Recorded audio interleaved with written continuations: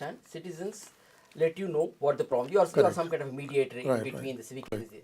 What I am asking you is, fine, citizens' problems and civic authorities take note of it. As PSC official, as PSC person, do you also give suggestion to civic bodies how to solve the problems that citizens pointed out? We do, because we do this work in many places, and we cannot be expected to have. So you limit yourself to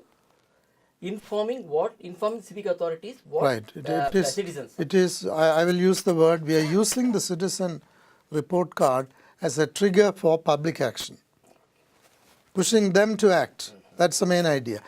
Now in Bangalore, because we live here, we probably could give some suggestions. We may have done that. But if I go to Bhopal or Delhi, I don't live there.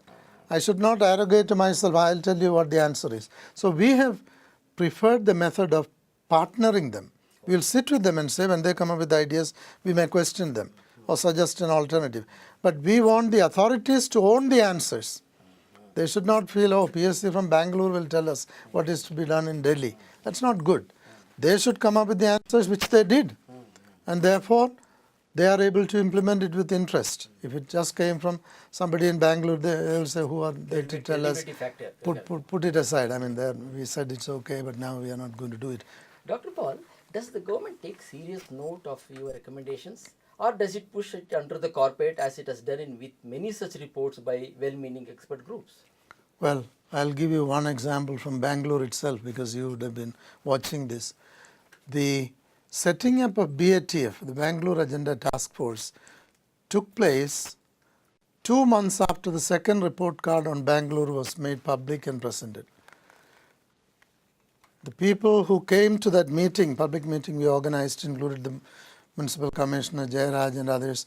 It's the same people who took an active role in setting up the BATF. So you make the connection. I'm not saying PSC let that happen, but it makes people think, okay, a government, S.M. Krishna at that time Chief Minister or his people around would have said, we should be doing something about it. What is the answer we have? They came up with, let's have a joint task force. And they asked me also to, I was one of the first to be invited to be on that. So that's a connection. So I would say, yes, it happened in that way in Bangalore. In Delhi, where it's documented, there's a very nice report on that work, where Sheila Dikshit in her forward to that report says, based on this, I was able to take action of this kind. Yes, and that's what she used in order to take action, remedial action on behalf of the Delhi government. The same thing now, you would be surprised to know, has happened 3 times in the Marxist government of West Bengal. Many people don't know. You would have thought they won't like it. They came to PSC. Actually, it is the foundation, Public Affairs Foundation. It's a second body that I set up to do advisory service in other parts of the country and internationally. So this foundation specializes in this work. They have done one on 30 or 40 towns around Calcutta. Huge exercise. Then on Calcutta itself. Then they took this idea to Gram Panchayats and ministers, municipal commissioners. They were all involved in looking at the findings and saying what action can we take. Recently, the police report, which you may remember, this was done only a year ago here, based on which the DGP took remedial action even before the report was fully published. We went public in a public press conference like this, Ajay Kumar Singh and I, talking to the media about what these findings are. Right at the meeting, he said, I'm going to take these actions against this problem or that problem. So by now, compared to the early days when I started, when government was quiet and sort of indifferent, they didn't know what this thing was. It was sort of taken aback. Now, increasingly, governments have begun to make use of this, and the findings they see as an aid to action for themselves. And the latest is in the 12th plan document of the Planning Commission, Government of India. The Deputy Chairman sent me the chapter on governance. It includes a statement on the use of citizen report cards. For the first time, the Government of India is also saying this sort of thing should be done.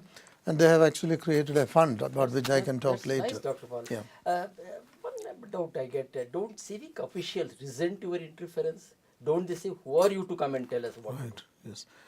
Actually, it's surprising. Many people thought they would do that and maybe try to vilify me when this was done, who are you, and you may have a partisan interest, or you may be doing it on behalf of party X or Y. But I was surprised to see nobody did that. But it could be that people were silent, didn't know, because I'm not a youngster at that time. They know my background or reputation. They may not have wanted to do something. But I faced this problem directly in a meeting of the water board here. BWSSB invited me. They wanted the water board findings relating to their working to be presented to them. So when the chairman, at that time Mr. Sharma was the chairman, he was quite convinced, yes, these are problems we should tackle. But his deputies there, a director of technical or director of this, said, sir, but how do we know? Who are we? I mean, why do we trust? Why should we trust these findings? And what do people know about this? So you could see that officials now are able to speak out and say, we don't quite know what you are talking about. We know better. And this chairman of the water board had to put them aside and said, please remember, this is not PSC telling you.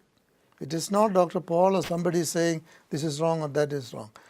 Hundreds of people using your services are giving this feedback. If a large number of them say the same thing, you cannot brush it aside. I mean, they didn't consult among themselves, the people. They are giving independently information. We have to go 3 times in order to solve this problem. Or I have to pay a bribe for this. When many of them say that, should you not take it seriously? So the chairman gave the answer. Oh, good. But you are right. Many officials would say, who are these people to say that? What do ordinary people know? I am the engineer. I am the doctor. Do they know better than me? You know how this is the usual argument. Yes, they of course. don't like anybody telling them, dictating them, Right. dictate within courts. But I think in the last 10 years, I find there is an attitudinal change. Well, I refer to the Planning Commission, etc., from the highest level, Prime Minister down. A number of statements have been made giving messages to people, their own officials. You must follow this, because this is a systematic way of getting feedback. It's not like a letter to the editor. You don't know whether it is representative or not, or somebody coming to me and saying this happened, that happened, and the officials say, I'll set it right. But you don't know whether it's a systemic problem, whether many people are facing that problem. When many people face a problem, we should realize the system is dysfunctional. You need to change it or improve it. That's the message coming out of the feedback, collective feedback that the report card is giving. Dr. Paul, do you have any mechanism to pull up civic agencies, monitor their work once the report card is submitted? Well, or go back to them and ask them, what have you done about it? Right. Now that is a time-consuming and cumbersome process, because it can take them quite a long time to do that. But I'll give you Delhi, because there the Chief Minister was interested. It tells you if a political leader is really committed, they can really use it, because what she found was that she is now getting new information, new insights, which her own officials were unable to give, because the officials are not asking these questions. Can you imagine a government report official giving a report on corruption in our department is this? They will never ask that question, right? So she found it very useful, and within a year and a half she said, let us go back to the people again. A second report card was produced. That was the way to measure the impact of the reforms she had produced. So as a monitoring device, we are saying a report card can be used to benchmark your services. In 1994, it was this. In 1996, we find there is an improvement, or it has gone back. Corruption has improved or worsened. For example, we found in Bangalore, when the third one was done, as a result of the changes we had made in the property tax, self-assessment, corruption had fallen in that. That's an important message. So we generally think it should come down, but how do we know? Only through this. When people say, yes, I didn't pay a bribe, we could aggregate that and say, yes, we can show the graph, there is a slight decline here. And then Krishna could say, or BATF, etc., it is good that we did this change. Now we know it has made an impact. Yes, there are ways of monitoring.